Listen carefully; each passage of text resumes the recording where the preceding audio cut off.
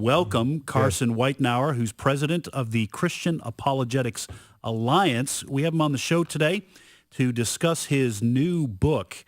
It's titled True Reason, Confronting the Irrationality of the New Atheism, a book that Carson wrote with Tom Gilson.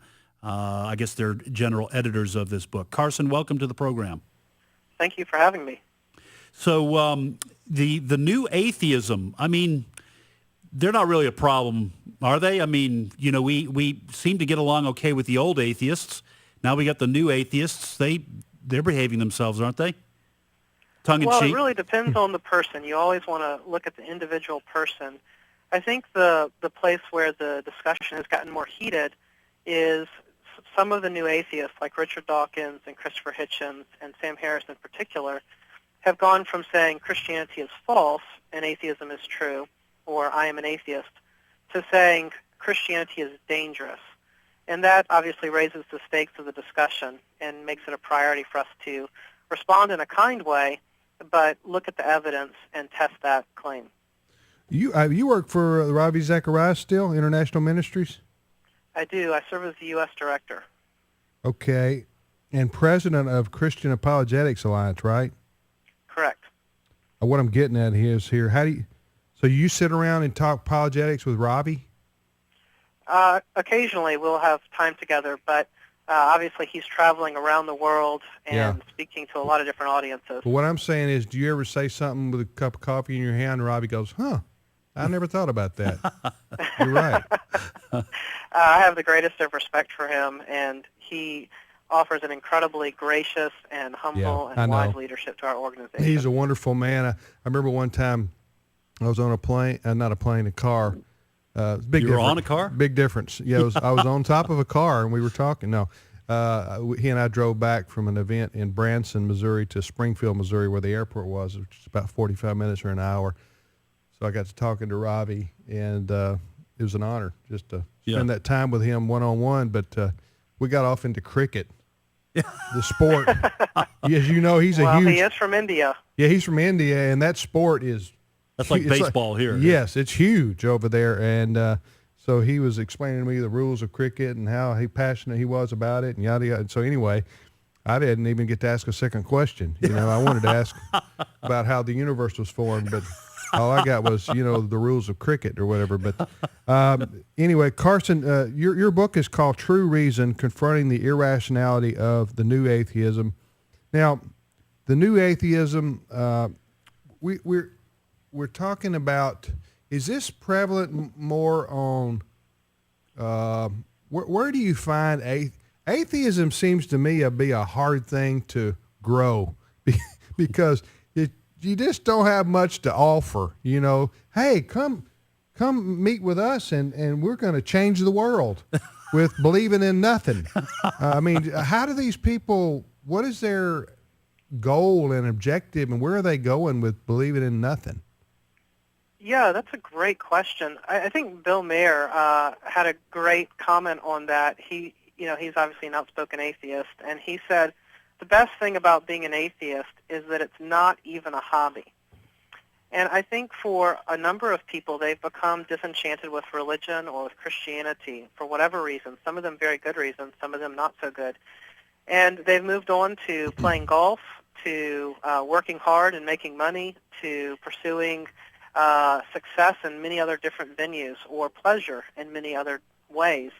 And to say, actually, the way of Christ, laying down your life for others, serving your neighbors, seeking the best for people around you, loving your enemies, that's a challenging and convicting ethical call on our lives. And so some people look at that and go, I think I'd rather play golf. I'd rather, live life for myself. That's not to say that all atheists are like that. Some of them have dedicated themselves to various volunteer projects and, improving society through, scientific research, etc. But I think it's not necessarily a pull to atheism. It's a pull towards humanism or a pull towards some kind of self-expression that is the real competition. Is it more, my friend Frank Turk, Dr. Frank Turk, who you know probably, and I don't know if this is original with Frank, but I heard it from him. and that is sort of the motto for atheists is this, the unwritten, unspoken motto for, if that can be true, is that there is no God and I hate him. Well, that's another. I think that's been borne out by some sociological research. One of the examples I referenced in True Reason is a study. I forget the woman's name, but she looked and she found that atheists in general had a greater level of emotional investment in God and an anger towards God than other groups of people. The God that And that is doesn't the God that doesn't exist. Correct. Okay, just want to make clear what you're saying here. You're saying the studies found that atheists had a emotional reaction to God, but the God that doesn't exist. I mean, it doesn't make any sense. But go ahead. Well, that's the pattern. I mean, again, each individual atheist you meet, you've got to ask them Sure. what their story is and their perspective. But this study found that was a statistical. It was more likely that they had an anger at God. We're talking to Carson Weitnauer, who, along with Tom Gilson, are editors of a new book called True Reason, Confronting the Irrationality of the New Atheism. Carson, let me ask you this. You mentioned how the new atheists have kind of upped the game or the stakes of the game, going from the older approach, which is that Christianity is not true, to Christianity is dangerous.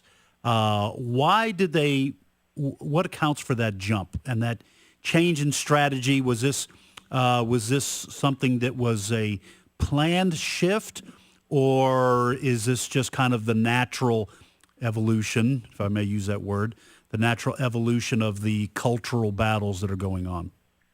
It's a good question, and it's a difficult question to answer. I think for many people, one key event that changed the conversation was 9/11, and the violence that was unleashed upon innocent civilians due to, very fundamentalist religious beliefs that are not shared by, most Muslims, and certainly not by most Christians or Jews or Hindus or Buddhists. I mean, there's a lot of different religions out there.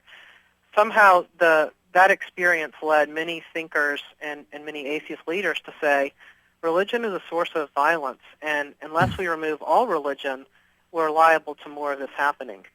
And I think that's an irrational jump to go from 9/11 to all religion is dangerous. And part of what's filled in that gap is exposing examples of people making poor choices based on their religious beliefs, and then highlighting the worst-case examples as representative of the way of Jesus and the heart of the Christian religion. And so again, I think there's something to challenge there. But there's a whole industry built on bringing up examples of Christians behaving badly or other religious people behaving badly and saying, look at this, do you really want more of that in our society? And it misses out on all the churches who run soup kitchens and homeless shelters and missions trips and schools and seek the good of their city and their neighborhood and their country. And so we have to accept the critique and repent of where we've made mistakes, but we also have to challenge this narrative and say, you're misrepresenting a huge group of people who really are dedicated to loving and serving their neighbors. On the other hand, as you know, when you do the opposite and you mention about atheists behaving badly, you talk about the Soviet Union, Joseph Stalin, Mao Zedong and the killing fields in Cambodia, when Pol Pot, when you talk about those people, then the answer you get back is almost like what Christians are trying to do, saying, look, you can't judge us by, a few bad, apples. They come back and say the same thing, but they don't really allow Christians to make the same counter-argument. Is that what you found? I think that does happen. I think part of where we can reframe the discussion is instead of, atheists blaming Christians and Christians blaming atheists, is both of those approaches are saying the problem is external to me and external to my community, and the problem in the world is somebody else and how they live. And the way the Christian message approaches this, I think, is very unique. It says the problem is me, and the problem is all of us. And all of us are in need of God's grace and God's love. And so I'm not here to present myself as better than you. I'm here to say I needed God's love and God's grace. It's a reasonable and true conviction. I'm offering a message to you of good news as well. We all need God's help here. The book is called True Reason, True Reason, Confronting the Irrationality of the New Atheism. You know,